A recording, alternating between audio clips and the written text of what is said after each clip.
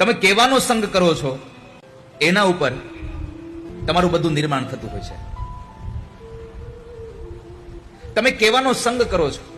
સંગ તું કરો તો પાનવાય એવા નીર કરજો, ભજન માં રાખે ભરપૂર.